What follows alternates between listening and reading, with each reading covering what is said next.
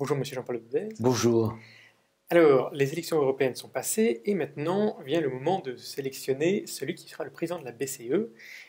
Quel type de président faudrait-il choisir aujourd'hui? Il faudra quelqu'un qui y voit très loin. Parce qu'en réalité, si on prend le Banque Centrale Européenne, aujourd'hui, on lui dit « faites-moi de l'inflation au-dessous de 2%. » Mais il n'y a pas de 2% d'inflation.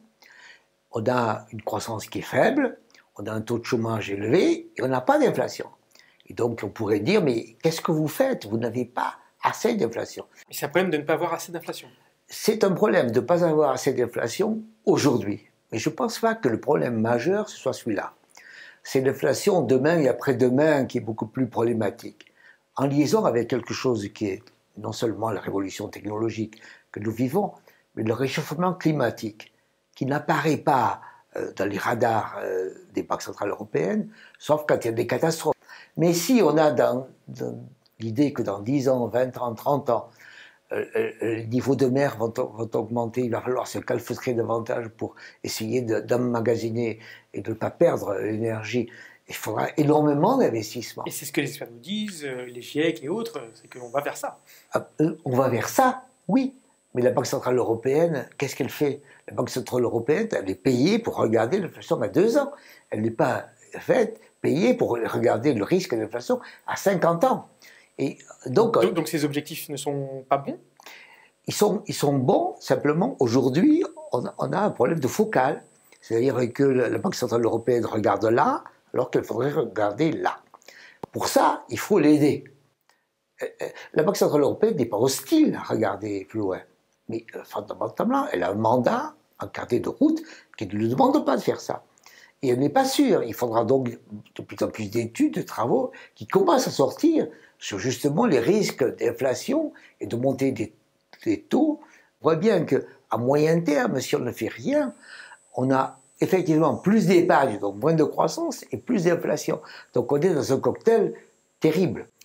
Par rapport à ça, qu'est-ce qu'il faut faire? Donc il faut effectivement dire, voilà le type de projet qui arrive, voilà le type de risque qui arrive, le type de projet au sens de pour se protéger, voilà le risque qui arrive au sens de trop d'épargne et trop d'inflation comme cocktail terrible. Et la Banque centrale peut agir sur ces sujets-là?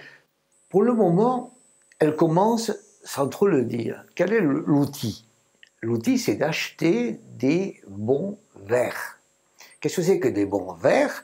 Ce seraient des bons pour financer des entreprises, pour financer des mairies, pour financer des projets, des canaux, des collectivités publiques, qui auraient comme idée de réduire justement la pollution aujourd'hui et à 20 ans, 50 ans.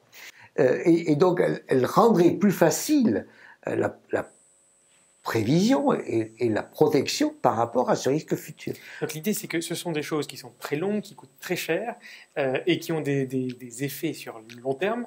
Et donc il faudrait dès maintenant leur permettre de le faire pour que ce soit rentable sur le long terme. Ça commence, mais sans trop le dire et sans justement mettre la grande impulsion.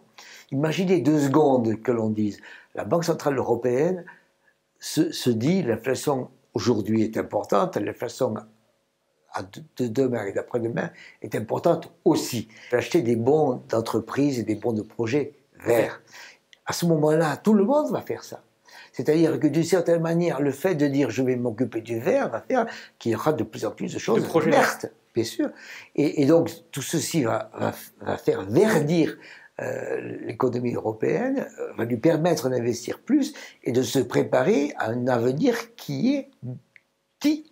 C'est-à-dire que nous avons sûrement devant nous un réchauffement et il faut absolument l'éviter. Et aujourd'hui, la Banque Centrale Européenne, si elle prend ce risque, j'ai fait ce choix d'investir dans le vert, évidemment aidera la croissance à court terme parce qu'il y aura plus de projets, plus d'activités, ça c'est clair, mais en même temps fabriquera un lendemain plus agréable, plus efficace, et qui correspondra à son objectif en réalité sur longue période. Donc que la Banque Centrale Européenne soit plus verte et le dise, ça aidera l'économie européenne d'être plus verte et à tout le monde de vivre mieux, non seulement à 2 ans, mais à 50. Merci, M. Jean-Paul Dudez.